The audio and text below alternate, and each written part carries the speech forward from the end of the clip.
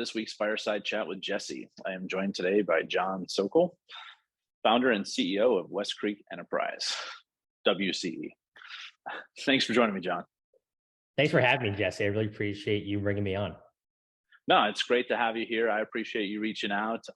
In full transparency to people listening, John and I probably spent 10 minutes before I hit record trying to just talk through a couple things. But other than that, this is our first actual conversation that we've had. So I've done a few of these and we'll just kind of see how it goes. And, hopefully people can kind of understand if there's like some questions that I'm prodding about, because typically when I have people on here, I've known them for a little while.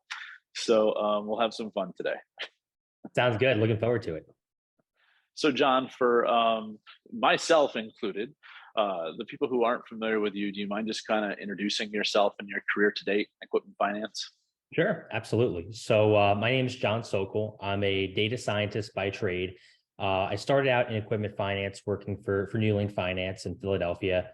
I was their data scientist there, and I headed their end-to-end leads process from lead generation, data quality assurance, and lead scoring. And so I had a great tenure there. I worked there for about 3 years, and I really fell in love with the industry from that foray. But to that end, I realized that through my years on the job, there were a lot of inefficiencies with lead generation in general in the industry, and how underserved applications of data science is to equipment finance. And I realized that if I could really tap into my data science smarts and apply it to the industry with a lot of the ideas I had, I knew I had something special to make a big impact in equipment finance. And that's what I sought out to do. Yeah, it's an interesting thought process, right? Because, this industry is successful as it is, we're over 1.2 trillion, in equipment finance, but you go through some of these processes and you see how the sausage is made and you're kind of like, Excel? To be fair, I would say I read an article, or maybe it was on Twitter, that 90% of the financial services industry, not just equipment finance, but financial services in general, is relied upon Excel. If it wasn't for Excel, we would be it would be talk out. Hey, I'm not gonna lie. I probably have 30 sheets open on my computer just because I think we all do. It's just like, hey, and I've been on the business development side pretty much my entire career. So it works. It works. Now, if you ask me to do a pivot table or do any predictive modeling in Excel, go away. Excel has its place, and I use it too. Absolutely. But as far as the more advanced and next level data manipulation and data analytics, particularly predictive analytics and leveraging machine learning, natural language processing, which is the umbrella of artificial intelligence, which is a big buzzword nowadays.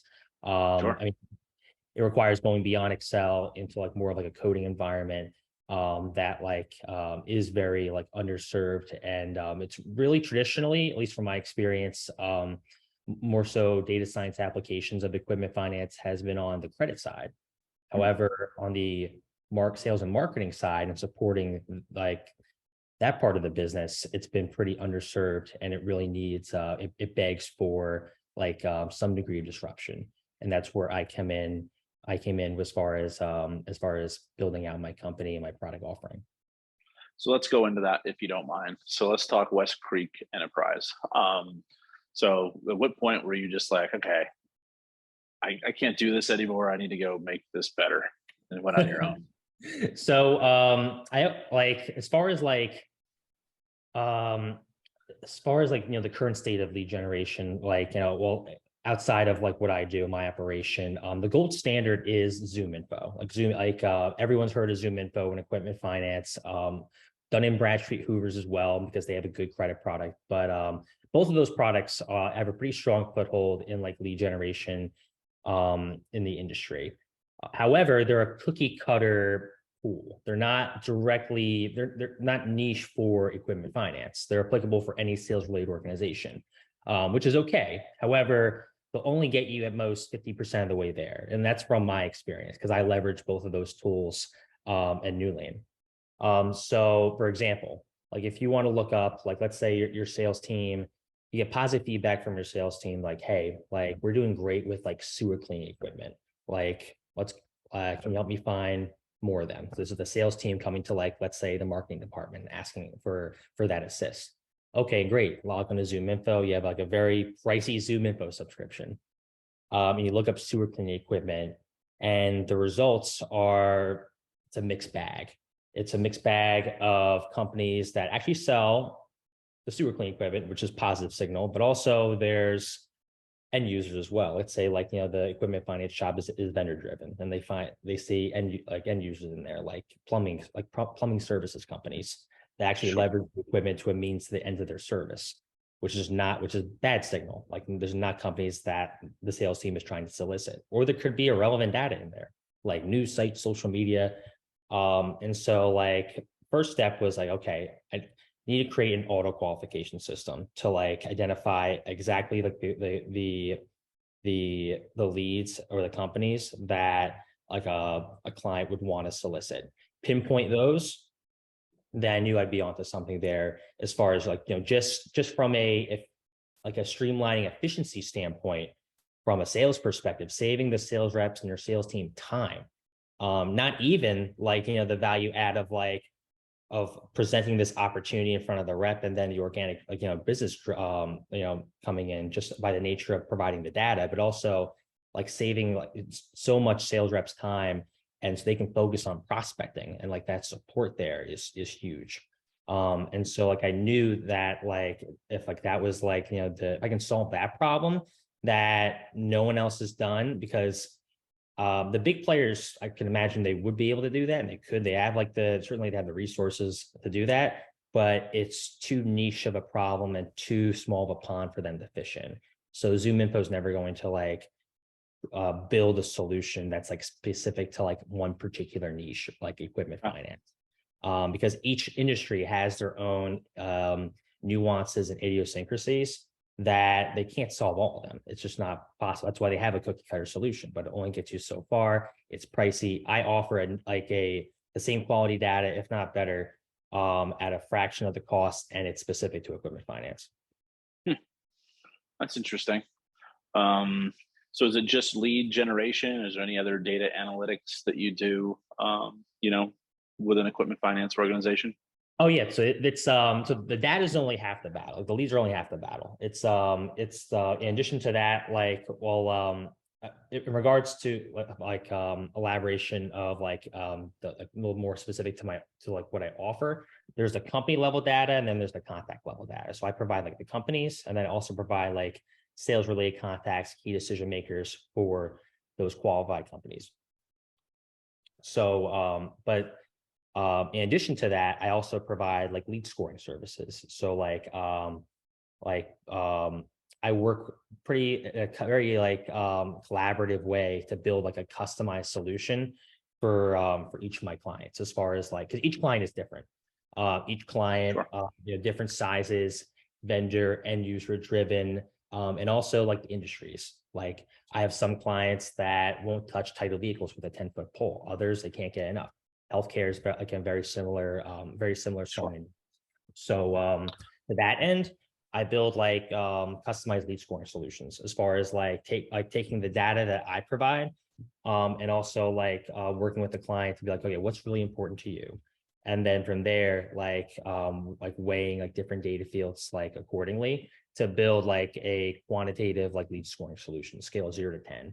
Like it's like what leads best fit your ideal customer profile. And that goes even beyond my data. I can also incorporate Hmm.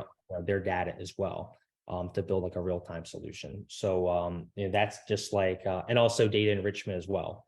I've like particularly the bigger clients, like, the Balboas of the world, they're like, hey, our database is pretty big. However, we can definitely get smarter with how to leverage our data with like additional like, data fields that you offer, and also like lead scoring as well. So like they're more interested in the data enrichment of like, really, and particularly the data cleanup as well, like the Well, icon that build was back.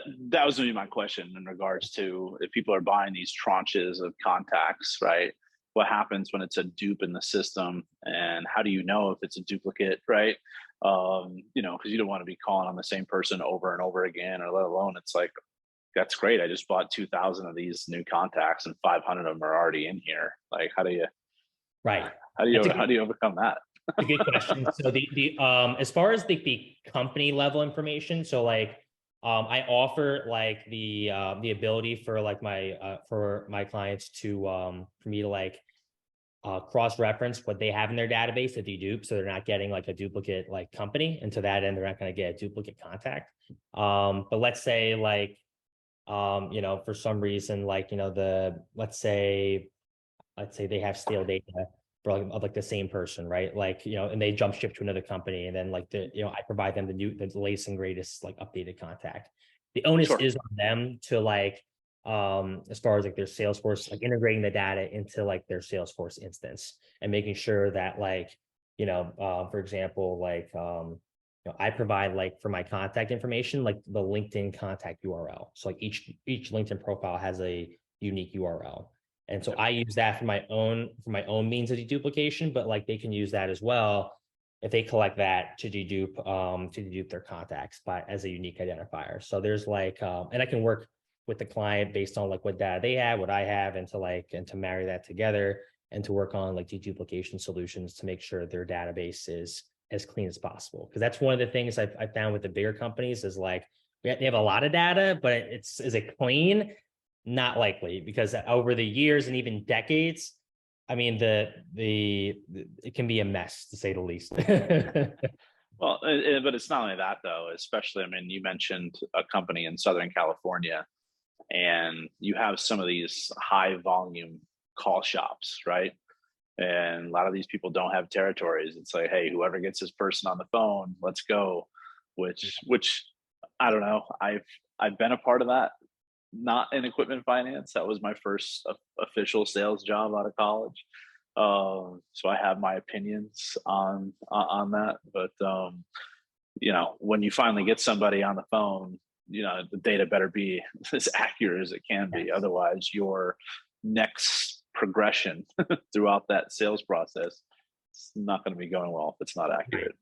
Oh yeah, exactly. Yeah, because then like the client's reputation's on the line as far as like making sure. I mean, in regards to leveraging like that data, and so that's why like the data quality is. I have dozens of like data quality assurance checks with my data to make sure that it's like it's valid, up to date, and that they're getting the best quality data. It's straight from the internet. So I mean, like the as far as like for example, like LinkedIn, right? I mean, like everyone updates their LinkedIn profile, like for the most part, as far as like, where they're currently at in their, in their careers.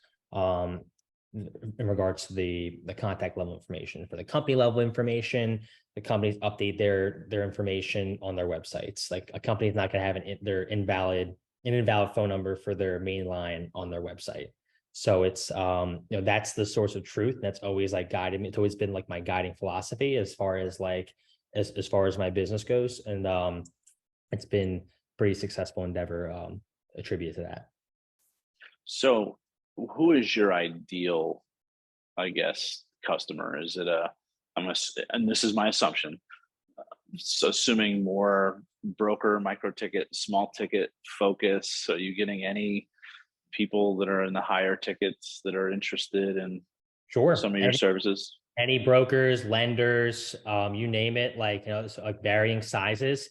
There's a fit. There's a fit. It may not be the same product, like like I alluded to earlier that like the bigger companies, like they're looking more so for like data enrichment, data quality assurance, rather than like just we need like we need tens of thousands of like company information. Whereas like the smaller companies that are just starting out, like for example, like companies that are um, let's say they're 90% working capital, and like they know how they're starting to get into equipment finance because they know how lucrative and it is Sure. to like add their portfolio. I mean, that would be like I can help as far as like getting their feet off the ground and like so they can hit the ground running.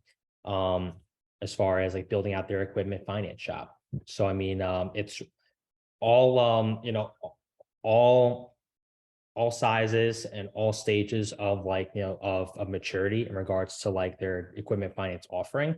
Um, I can, I can definitely like, I can definitely work with them, and also, and I'd love to.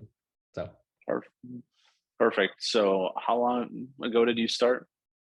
a year ago, it'll be A about a year ago. year. Yep.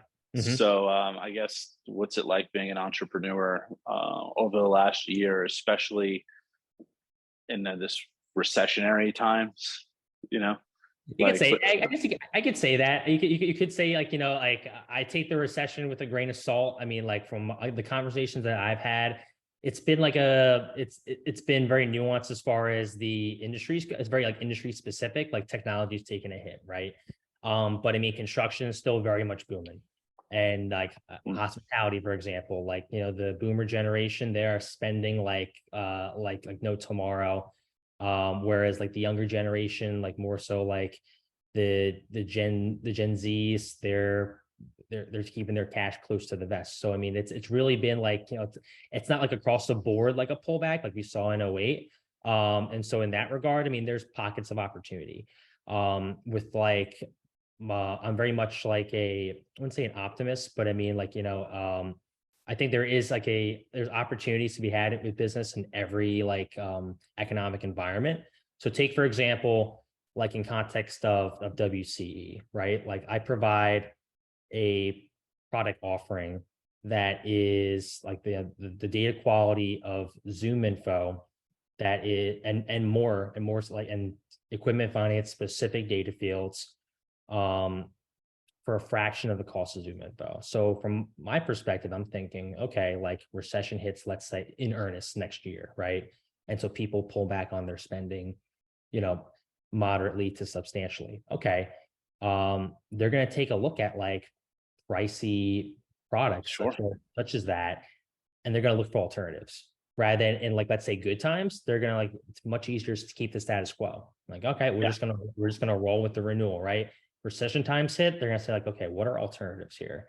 And that's where I come in as far as like significant cost savings for a comparable data quality and even better data quality when you consider that this is niche to equipment finance. Interesting. I can definitely tell there's some people potentially on LinkedIn that haven't gotten the memo on how to effectively market to people. I love some of the stuff I get. It's like, come on. Someone actually asked me today on LinkedIn if I was interested in starting my own business podcast. I mean, hey, you never know. I mean, like, link. I'm like, this is episode like 142. Like, are you effing kidding me? Like, did you do any research on Yeah, my profile? yeah. I mean, that ask is, I mean, Like, that was a seriously. bot. That was a bot. It was like, automated where like if you don't do your homework, it's like, you know, justifiably so, those people aren't going to get a response. It's just Or like, or or where they send you an email and then 30 seconds later, so and so on my team reached out to you and I wanted to see if you were interested. And every now and then I just am like, okay, let's see where this goes. And they never respond. And it's they like, respond. eh, Because I mean, you never know where LinkedIn. I mean, like LinkedIn is like special, in regards to like you never know like where like what the next opportunity lies, and like what can be presented, like what could be presented in front of you. So like as far as like partnerships go or new opportunities. So I mean, it's like it's very like exciting in that regard, and definitely I think is a little bit more accessible than email, because like we get inundated with emails and it can be a oh yeah, bear. yeah. Uh, but yeah, to the people that like don't do their homework and they just like cast so too wide of a net, um, they got to try a little bit harder and to really connect people that like to really earn what they're pitching. Yeah, well, and it's kind of one of those things where what it does for me, some of the people who don't do their homework, it delegitimizes when I reach out to someone on LinkedIn. It's like, hey, I have, because especially now being a consultant, right? People are like, well, I need someone who does remarketing or repossession or something like that. And I always go out and it's like, well, I know X and Y, but you want Z. So I reach out to some of these people, and then they won't even like acknowledge me. And I've met them before, but I just don't have their actual email addresses. And you're just like, oh, come on, man. Like, I finally have to go dig through a bunch of databases and I find it. Find it. And I'm like, I reached out to you on here. Oh, I thought that wasn't you. I'm like, what? It does delegitimize like the people who are trying to reach out to people in earnest on LinkedIn, right? Like it's so yeah, that's a good point. Anyhow, just me on my box when it comes to some of that stuff. We just get inundated. And, oh, I'm sure you get a lot of messages. Yes, and I respond to the ones I want to.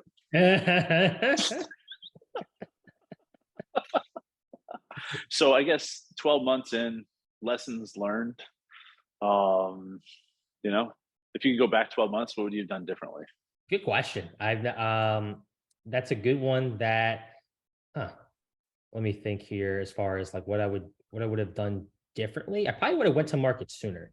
Like I spent a good portion of the latter half of 2022, I'm sorry, really building out my product offering. And like I was heavy in coding, where I only had like a handful or several clients. But I wish I could have like on the market sooner. I think that would have like expedited what I currently have today, which is a really refined, well thought out and put together a product offering. So I mean, I think I would have got there quicker if I just took that leap of faith and was just like, you know what, throw caution to the wind. Like, let me just start I only started prospecting in earnest in like January.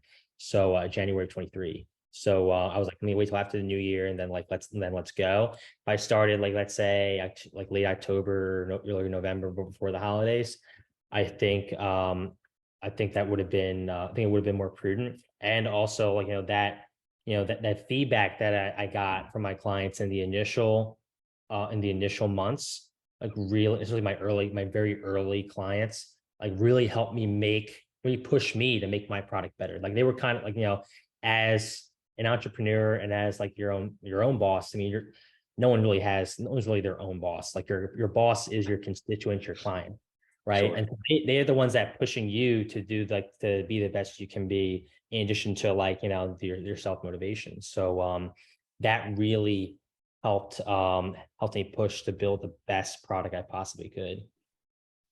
No, it's always interesting, right? Where I think it's just human psychology, where you just want to make sure it's trying to be perfect. And, while it's software, right? I mean, there's nothing that's perfect, especially if you're coding. There's always going to be some thing that's missed, or you fix 3 things and one thing kind of goes, well, how'd that happen? Mm-hmm. And it's just an interesting model, right? Where it's like, progress in motion almost is what you need, right? Or it's like, oh, let's just see how it goes. But I don't know. I don't like the fail fast or all that stuff. I mean, you should be using fail in anything. But that's growth though. Failure is growth. I mean, like there has to be like you always have to put a really a positive spin. I mean, like as an entrepreneur, it's like, I mean, I think the most successful entrepreneurs are the optimists, like the people that, and also those are the best leaders, are the optimists. Like you have to be, you have to have some degree of realism and be realistic with as far for example, the economic environment, or really if there is a mistake, really being real with yourself to and to do the right thing and remedy. So I mean, that's really important. But at the same time, if you fail, then that's an opportunity to to recoup and succeed. No, I wasn't saying don't take risks. It's like, for me, it's calculated risks, or strategic. Mm-hmm. It's not like, is this going to work? No. Right. Correct. Yeah. Don't just throw, at the wall. No. I mean, I'm an optimist, obviously, being in a business development role, but cautiously optimistic when it comes to certain things, just because, especially in equipment finance, it's such a tight knit industry that sometimes you don't get a second chance if you don't do a good job.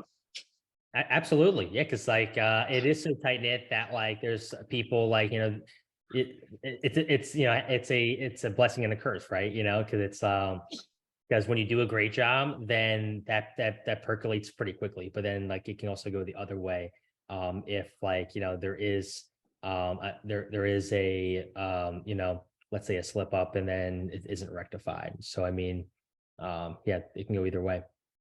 Yeah, and people constantly come up to me all the time, and I don't, people really don't say the feel good stories, is right. It's all the battle scars from Yeah. dealing with different softwares or different just solutions in general. And it's like, look, I'm like, let's just peel back the layers of this onion because all I see is you finger pointing one direction. I'm like, it's not necessarily true. And you got to understand that mindset and everything else, and it's just different psychology. Two sides to every story kind of thing, and most stories are pretty nuanced.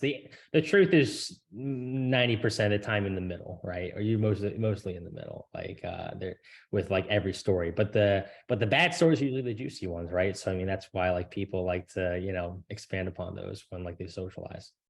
Sure, sure. So I guess what has been your most gratifying moment in the last 12 months since going on your own? The most gratifying moment has to be like when like I work with a client and then they like they like there's like a lot of positive feedback and they love the data, they love interacting with it, and at the end of the day they tell me, hey, there's value add and there's a ton of ROI with like what I'm doing. I wouldn't be in business if there wasn't return on investment for my clients. And when I hear that, and like that really like validates like all the work that I've done, all the hard work that I've put in to build out what I've been building, to build out my platform. It's that is really like that is really satisfying, really gratifying when I hear that. And does your platform have a name? So I have a so this Sorry let to me throw that weird question. I was just more of let me curiosity. answer. It is nuanced. Let me answer in two in two. So like there's like two kind of like I would say answers. Like there's a back end that that like I handle with because I offer like a white glove service. It's a current state.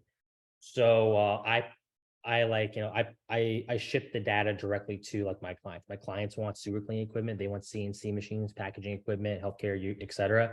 Then I work with a client and I like iron out all the specifics. Like they want like CNC machines in the Midwest and like or these states with this number of employees, revenue, etc. I like that's like communicated to me, and then I'll go ahead and then I generate farm, etc. And then I return to them via like a white glove like service. Whereas Yeah. like a Zoom info is like more like self-serve option. Mine's currently the self-serve. Um, I call it like the Lead X platform for like my own doing. Because I'm the one like interacting, only I'm the one interacting with it. Like I code it myself and all that. But in a couple months, I'll be launching as like a self-serve solution, like very similar to like a current like lead generation offering for like these bigger companies that like my clients can just go in, like log in, and then like they can search for like They, CNC don't- machine. they don't have to pick up the phone anymore and call you. They can just do it themselves. That is correct. So either one. Some clients they're like, oh, this is great. Like the white glove, they're like, oh, this is great. I don't want to like have to log into a platform and Sure, have a sure, usually a learning curve, and like they don't want to do that. Like other clients, I think that would resonate, the self-serve solution resonate more with them. So it's like sure. building out both to cater to both of those preferences. Yeah, it's an interesting thought process, right? Because what was it? I forgot what book I was reading. Um, you always need to have the end in mind, right? Whatever you do, you need to have the end goal in mind. And how do you scale what you're doing today besides bringing on a ton of people? And it's like, well, have it more self. I guess the Right.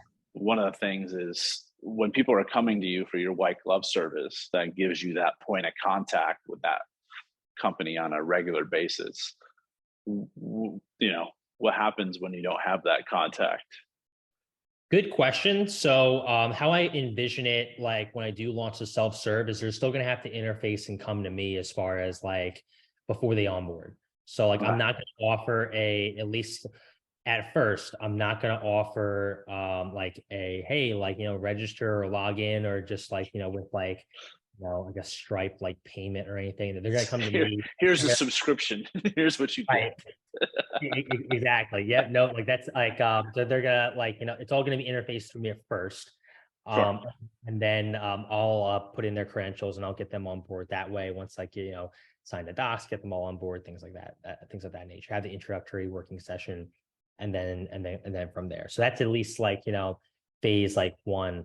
Once like it's completed, they're still gonna have that like FaceTime with me, interact with me, like kind of thing, because I do think that's really the human element is really important. I think like most people in equipment finance, like those relationships Sure. um, Well, are and that's kind of where I was going. I apologize for throwing out the theoretical. It was just kind of one of those things that just keeps my mind going, where you just never know if someone's just out there on their own and they're not having that point of contact. What's really the value, you know?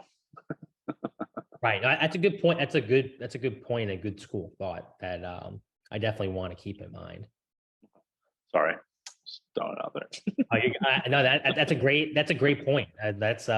Yeah, that's spinning the gears in my mind. So that's great. So, I guess, my last question I have for you is at the end of the day, why should someone pick up the phone and call you? It's a good question. So I do think that what I'm building, like you're like any client, no matter what's like what industry, vertical equipment type they specialize in, size, vendor, end user, broker, lender, etc. They're gonna find a lot of value and return on investment with what I offer. Like at the end of the day, I'm not selling data, I'm not selling leads, I'm selling like a streamlined streamlined sales process, save your sales team time, and obviously the organic revenue creation, revenue generation from the data that I offer, from like bringing on board new clients that will allow allow my clients' business activities to scale tremendously. So I mean, at the end of the day, and at a fraction of the cost of the big players. So I mean, really, the best way like I sell I really I drive home the pitch is like, let's say if you get for like, let's say a company that is like more vendor driven, you get like a handful of flow vendors on board. I mean, it pays for itself. So I mean, Sure. like, so it's like in that regard, it's a pretty compelling offering that resonates with a lot of people. Um, and will really be a pretty significant revenue driven endeavor. Excellent. Well, thank you for that, John. And, I ask everyone who comes on here to give me a little fun fact about themselves. Anything you'd like sharing with the audience? Ooh, that's a good one. I don't want to just say like, oh, I like the beach or I like to golf. I think that's pretty generic. Um, let's see here. What are like any hobbies that I like to do? Like, hmm. Oh, Outs- I am an adjunct at my alma mater. So like I'm also very much I do that part time. okay. Um, I'm education's in my DNA. Like everyone in my family, like my mom, my dad, my sister are educators.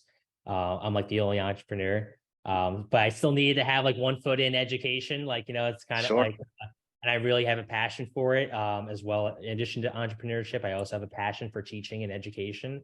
And so that really gives me like a really fun outlet to help make the world a better place in that regard. So like that's I really enjoy that just as much as I like building companies, building businesses with really compelling products.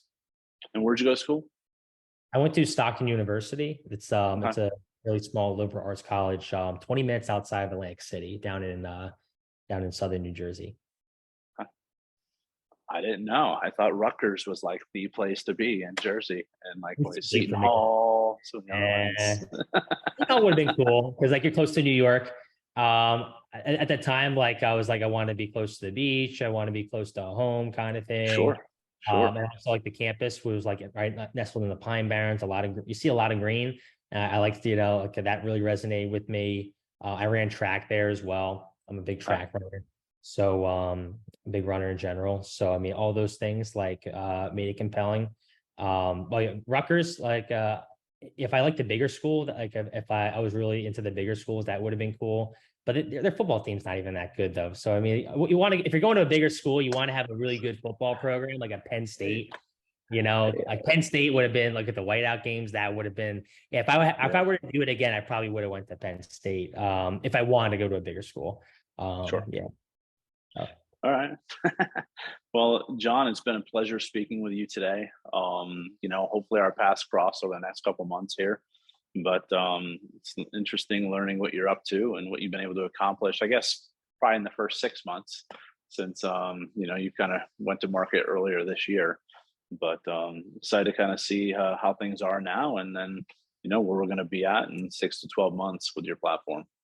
Well, thank you, Jesse, for having me. I really appreciate it. And I'm looking forward to reconnecting in the near future as well.